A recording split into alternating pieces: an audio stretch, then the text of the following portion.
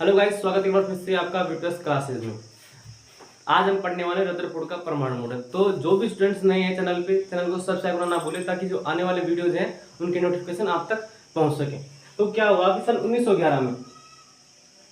1911 के अंदर रदरफोर्ड व उसके शिष्यों ने क्या किया कि एक प्रयोग किया, जिसमें क्या किया कि जो इस तरह एक मॉडल था जिसके अंदर क्या किया कि अल्फा कण थे, उनकी पतली स्वर्ण पन्निका, पतली यानी पतली स्वर्ण पन्निका किसमें किया, पतली स्वर्ण पत्रिका, किस पे किया, पतली स्वर्ण पत्रिका। जैसे कि हमने रखा कि पतली स्वर्ण पन्निका जिसकी त्रिज्या कितनी थी 10⁻⁷ मीटर, 10⁻⁷ मीटर। इस तो क्या किया कि जो पन्नी थी इसके चारों ओर ZnS यानी जिंक सल्फाइड क्या किया, एक आवरण तैयार किया ताकि जो बमबारी की जाए उसके बाद में जो कण है जिस दिशा में जाएंगे तो क्या है कि ZnS की टकराएंगे तो ये क्या है कि दीप्त यानी कि रोशनी उत्पन्न करती, ताकि उससे क्या करें, इनकी जो दिशा है उसको ज्ञात कर सके। तो ये तो उनका क्या था प्रयोग। तो इन्हें इस प्रयोग के आधार पर क्या पता चला कि जब अल्फा कणों यानी कि हीलियम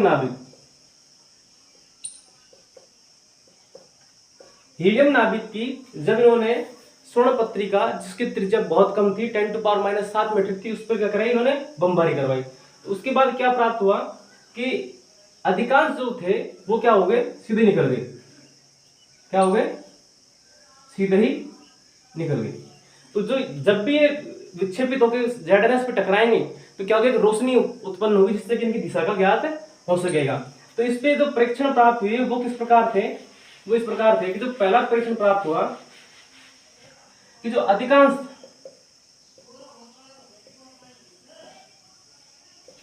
अल्फा कण सीधे निकल गए।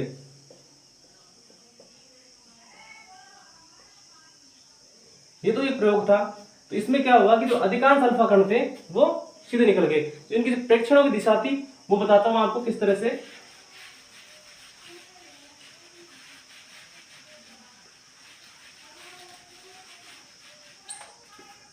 ये एक मान लीजिए एक परमाणु है, क्या है,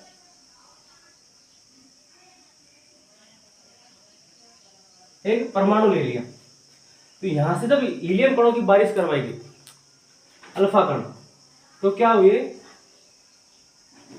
कि उनमें से जिस तरह से ये गया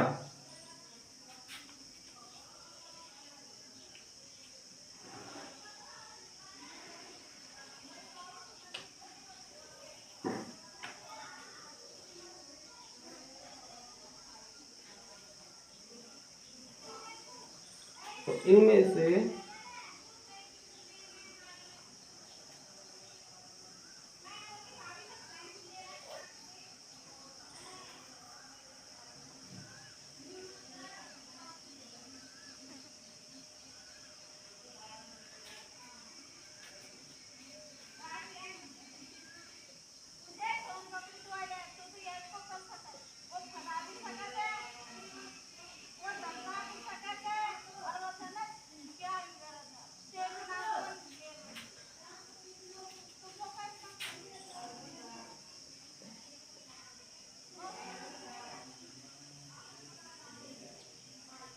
तो क्या हुआ कि जब ये प्रेक्षण दिशा ज्ञात की तो इसमें क्या हुआ कि जो अधिकांश जो कण थे वो क्या है, सीधे निकल गए। क्या हुए, अधिकांश कण सीधे निकल गए। लेकिन ये तो था उनका पहला परीक्षण। लेकिन क्या हुआ कि कुछ कण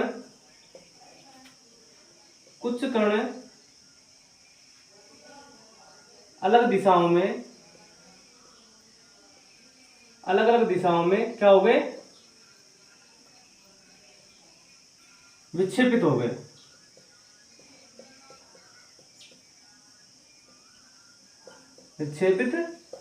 गए। लेकिन सबसे खास था वो ये था कि लगभग 20,000 अल्फा कणों में से,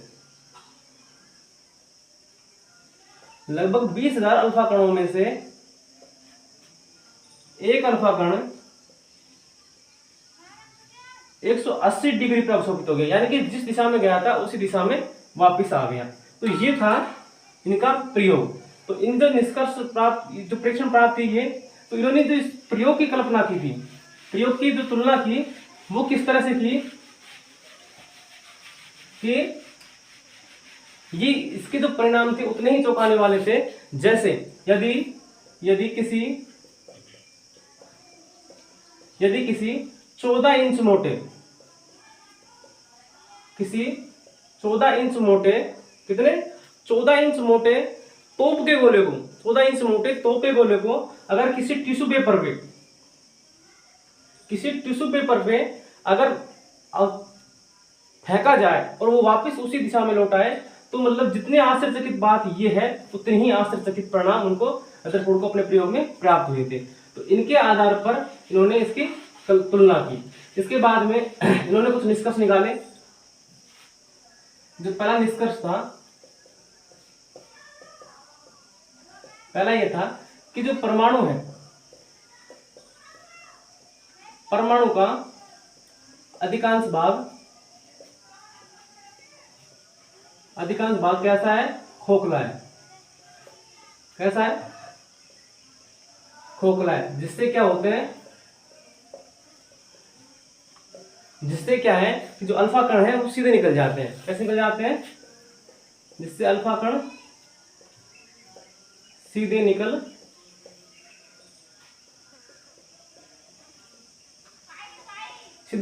जाते हैं। फिर उन्होंने क्या कहा कि कुछ कण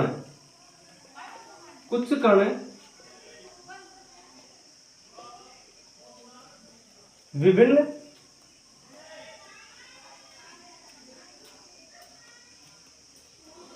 कोणों पर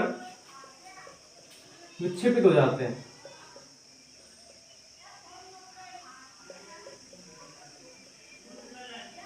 तो इनके ऊपर क्या है, इनके ऊपर निश्चित ही प्रबल प्रतिकर्षण बल है,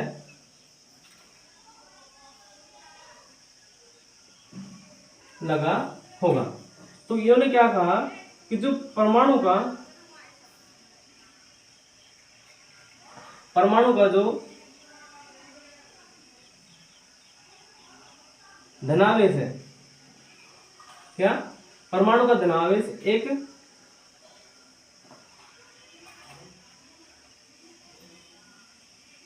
निश्चित क्षेत्र में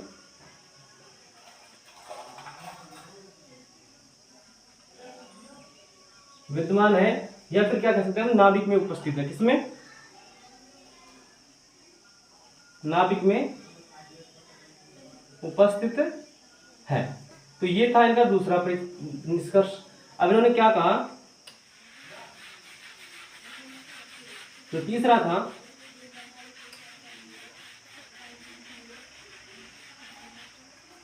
तीसरा कि जो नाभिक का जो द्रव्यमान है,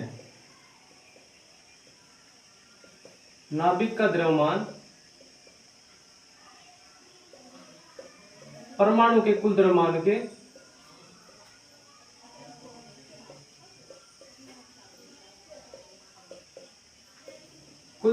से क्या है, बहुत कम है। बहुत कम है। परमाणु की त्रिज्या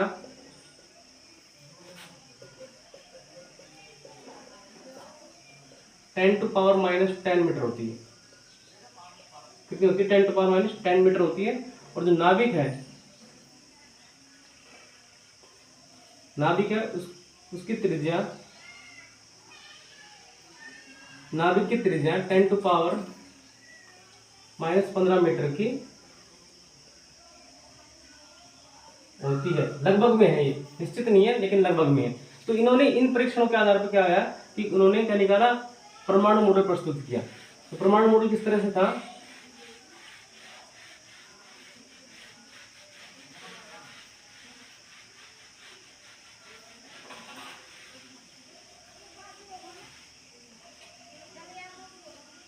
परमाणु मॉडल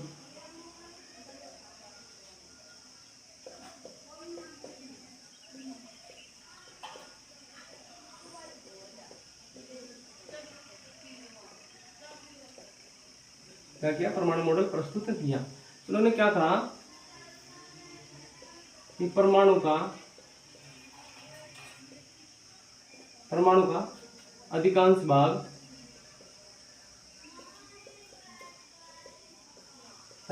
कैसा होता है, खोखला होता है। अधिकांश भाग खोखला होता है, जिसमें क्या करते हैं, जिसमें इलेक्ट्रॉन वर्ताकार पथ में क्या करते हैं, गति करते हैं।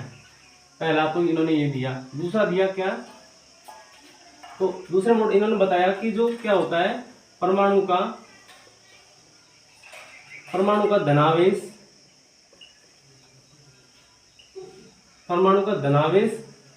व द्रव्यमान परमाणु के नाभिक में स्थित होता है। कहाँ स्थित होता है, परमाणु के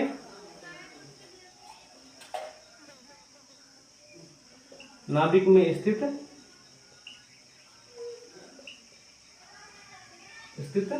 होता है।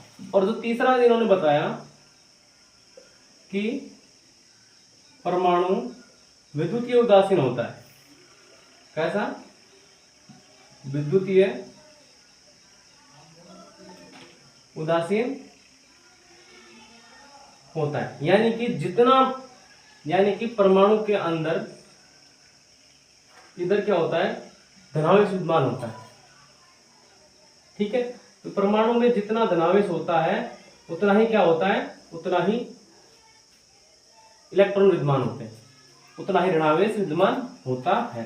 तो जो ये प्रयोग था, इसकी कल्पना किस तरह, इसकी जो तुलना है, इसे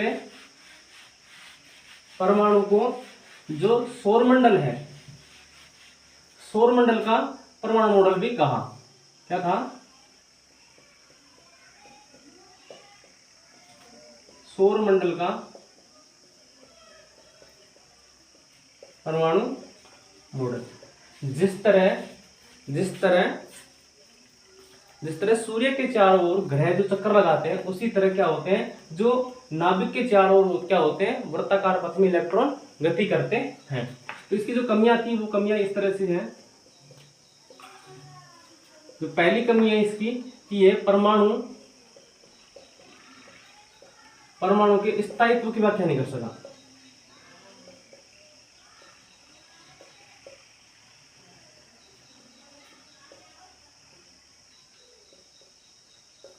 परमाणु की स्थायित्व की व्याख्या नहीं कर सका। और जो दूसरी बात थी, ये थी जो मैक्सवेल का सिद्धांत था, जो मैक्सवेल ने अपना विकिरण सिद्धांत दिया था, जो बताया था, उन्होंने ये कहा था कि वृत्ताकार पथ में मैक्सवेल के अनुसार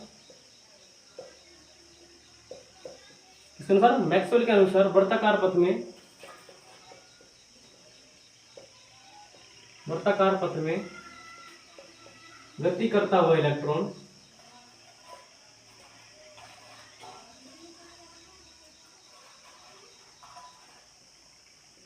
विकिरण उत्सर्जित करता है। कैसे, विकिरण उत्सर्जित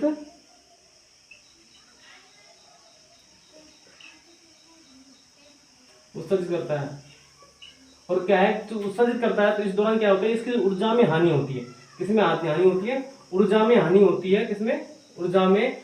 और क्या होता है कि जो इलेक्ट्रॉन है वो वर्ताकार पथ में गति करते करते हुए क्या है कि अंत में नाभिक में गिर जाता है। लेकिन वास्तव में कैसा होता है, वास्तव में ऐसा नहीं होता है। तो इसको भी क्या है कि जो रदरफोर्ड था वो स्पष्ट नहीं कर सका। इसने रदरफोर्ड स्पष्ट नहीं कर सका। इसके बाद क्या हुआ, इसके बाद नील्स बोर ने अपना सिद्धांत दिया और इसकी व्याख्या की। तो ये था रदरफोर्ड का परमाणु मॉडल। आने वाली क्लास में पढ़ेंगे हम किसके बारे में, नील्स बोर के परमाणु मॉडल के बारे में। अगर वीडियो अच्छी लगे तो लाइक, शेयर और सब्सक्राइब करना ना भूलें। धन्यवाद।